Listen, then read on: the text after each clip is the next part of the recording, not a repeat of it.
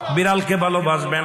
ও মুসলমান শুনে নাও, আল্লাহর নবীজি, ও মুসলমান শুনে নাও, দিলের কান্ডা লাগান শুনে নাও। পৃথিবীর মধ্যে মহামানব যারা আছে দুনিয়ার মধ্যে বিড়ালকে ভালোবেসেছে।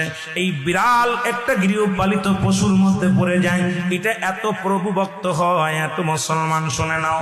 বিড়ালটাকে অত্যন্ত মায়া করবেন। বিড়ালটা যদি দোয়া করেন, বিড়ালটাকে বিনা কারণে কোনো বিষ দিয়ে মারবেন না, কোনো কিছু দিয়ে মারবেন না।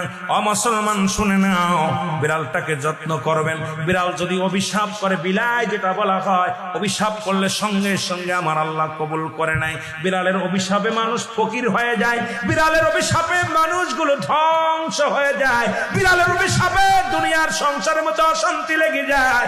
বিড়ালকে ভালোবাসলে, ও মুসলমান শুনে নেও, এই বিলাইকে ভালোবাসলে, বিলাই যদি দোয়া করে, বিলার দোয়ায় আল্লাহ দরবারে অনেক ফায়দা লুটতে পারবেন। জোরে জোরে চিল্লায় বলা যাবে না মারহাবা। এখানেও নবী বিড়ালকে ভালোবাসতেন।